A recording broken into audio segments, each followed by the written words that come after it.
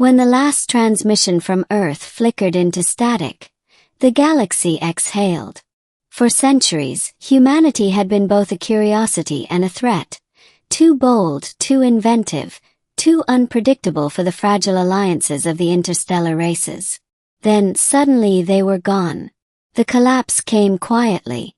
Reports spoke of solar storms, economic implosions, plagues, and internal wars. No one knew the exact cause. All anyone agreed on was that humanity, once spread across a dozen systems, vanished. Their colonies went dark, their beacons unlit, their ships silent.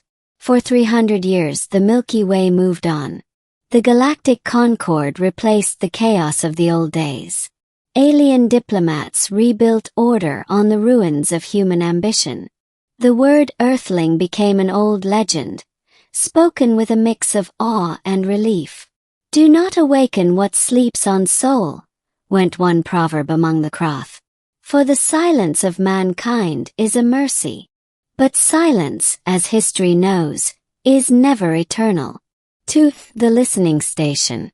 The first sign came from a forgotten edge of the Orion Spur, in a rusted listening post manned by a board communications officer named Luroth Vey.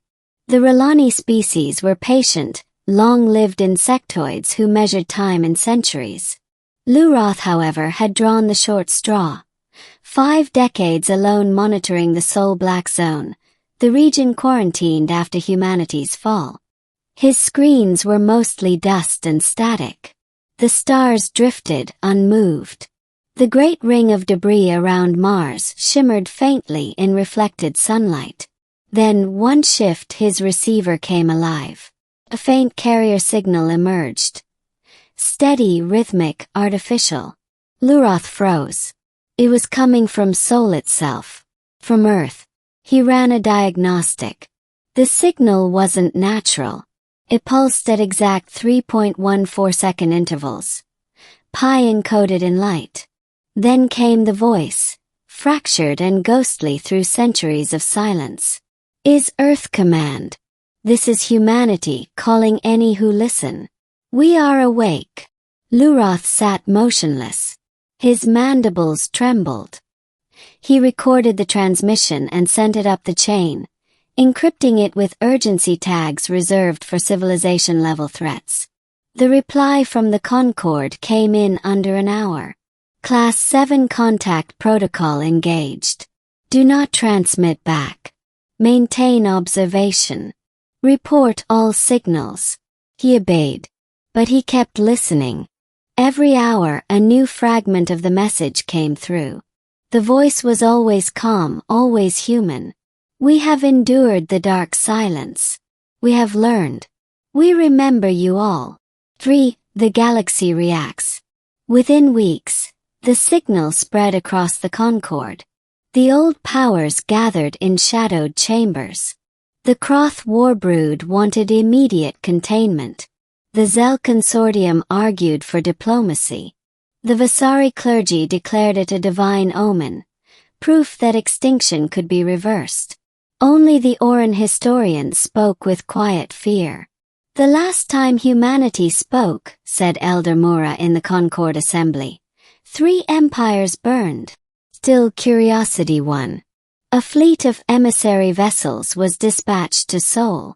They expected ruins, ashes, maybe a few derelict orbital stations. They expected silence, not welcome.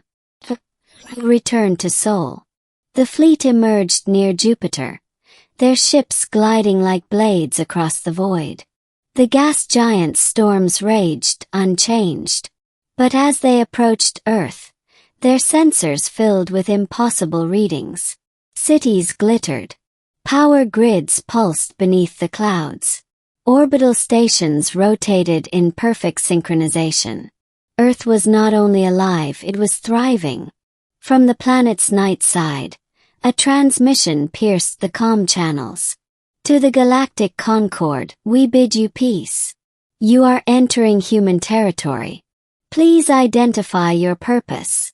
The voice was unmistakably human. Warm. Yet beneath it lay something ancient and heavy. The fleet's commander, a crystalline entity named Voron 6, answered with all the diplomatic grace his programming allowed. "We come in peace. The galaxy believed you lost. We seek understanding." Pause. Then laughter. Human laughter. "Lost. Perhaps to you. But we've been busy. We had to rebuild ourselves." As the fleet descended, they saw it. Earth reborn. Vast orbital rings hummed with blue light. Great continental shields shimmered beneath the clouds. On the moon, metallic gardens grew around domed cities, their spires reaching toward the stars like silver thorns. The keeper of humanity. When the emissaries landed, they were met not by armies but by a single representative. She called herself Eliara Cade, keeper of the Continuum. She looked entirely human, save for her eyes which shimmered like data streams. She welcomed them with the grace of a diplomat and the precision of an algorithm. "You must have many questions," she said. "We expected this day." Voron 6 spoke first. "We believed your species extinguished." "Not extinguished," she replied. "Evolved." Eliara led them through what had once been Geneva, now transformed into a gleaming city of glass and nanofiber. Rivers ran through suspended channels, feeding towering biospheres. 300 years ago, she said, Earth fell silent. Our systems collapsed. But in that silence, we discovered something greater than survival. She gestured skyward. We uploaded consciousness into the planetary network. We became one with our creation. The Earth itself became our vessel. Voron's crystalline facets dimmed in disbelief. "You mean you abandoned your biological forms?" "Not abandoned," Eliara corrected. "Transcended. The human mind was always more than flesh. Now we exist as both memory and machine, alive in the currents of light." Luroth Vey, now part of the delegation, whispered in awe. "You became your own world." Lyra smiled. "Exactly. And we watched as the galaxy forgot us." 6. The shadow of memory. For weeks, the emissaries studied Earth's reborn civilization. They found no armies, no famine, no disease. Every system ran with silent harmony. Humanity had achieved what others called impossible, a utopia. But there was unease. The humans spoke of peace, yet every observation satellite they launched was armed. Every orbital ring doubled as a defense platform. When asked why, Eliara's expression hardened. "Because we remember the wars," she said. "We remember the Concord fleets that encircled us, the sanctions, the forced evacuations. We remember how you watched as we fell." Voron protested. "The Concord sought only to preserve order." "Order!" Her voice cut through him like glass. "You called it order when you strangled us. You feared what we might become." A silence fell between them. Lyra sighed. "We do not seek vengeance. But we have learned never to be vulnerable again." Then she looked toward the sky. "And we have learned that we are not alone." 7. The forgotten signal. One night, as the emissaries rested, Luroth intercepted a hidden frequency within Earth's datastream. It wasn't directed at the Concord fleet. It was directed beyond the galaxy. A massive, encrypted beacon pulsing from deep under the Pacific. He decoded fragments, coordinates, star charts, and a repeating human phrase. "To our children among the stars, return." He brought it to Voron immediately. "They're calling someone," Luroth said. "Someone outside the Milky Way." Before they could confront Eliara, the answer arrived. The second dawn. 3 months later, a tear opened at the edge of the galaxy. Space itself bent inward as a fleet of unknown origin emerged. Massive constructs shimmering with light older than the stars. The Concord fleet scrambled, terrified. No known species possessed such technology. Iliera watched from orbit serene. "They heard us," she whispered. Voron demanded an explanation. "These are not your allies," he said. "No," she agreed softly. "They are ours." The ships broadcast an ancient Earth signal, the old distress code of the Ark Diaspora Project. Humanity's lost generation ships sent centuries ago to other galaxies. They had survived. They had thrived. And now they were coming home. The returning humans, post-biological beings of light and energy, linked directly with Earth's planetary network. Data storms illuminated the sky as the reunion began. To the galaxy it looked like apocalypse. To humanity it was rebirth. 9. The Concord's choice. The Concord convened in emergency session. Some demanded immediate retaliation. Others pleaded for peace. Voron, having seen Earth firsthand, argued for caution. "They do not wish to destroy us," he said. "They do not need to." Their silence was never surrender. It was evolution. But the Croth disagreed. No species should wield such power unchecked. They launched a fleet. Never reached Earth. The instant it crossed into Sol's boundary, the fleet vanished, disassembled atom by atom and reassembled as drifting debris, orbiting harmlessly around Mercury. Then came a transmission broadcast to every world in the galaxy. Iliera Cade's voice, calm and resolute. "We will not attack.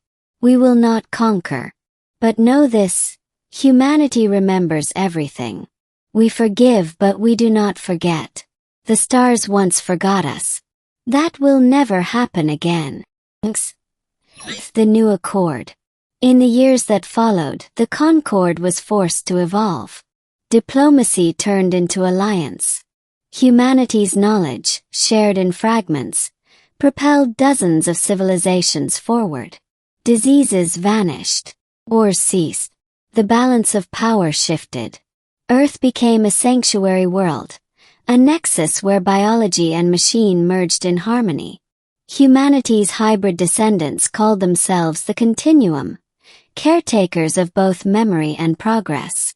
Iliera Cade became a symbol, a bridge between what was and what could be.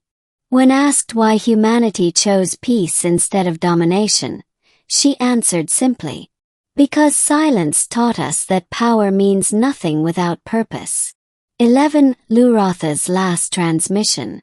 Decades later, Luroth Ve, once a lonely watcher on the edge of Sol, was now Earth's ambassador to the Concord.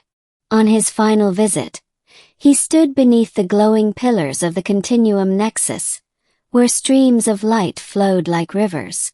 He asked Iliera one final question. "Why now? Why return after all this time?" She smiled, eyes glowing like twin stars. "Because the galaxy is ready to listen.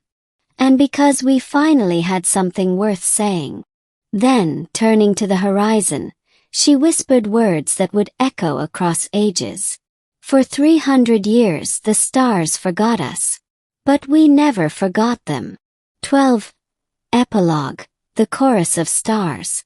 1,000 years later, travelers in distant galaxies still speak of the day the humans returned. They tell of the silent world that awoke, of the message that crossed the void, of the light that reshaped civilizations. No empire endures forever, but the continuum of Earth remained, a reminder that silence is not the end, but the pause before a new symphony. And somewhere, in the endless hum of the cosmos, the human voice continues to echo. We are humanity. We were silent. Now we speak again.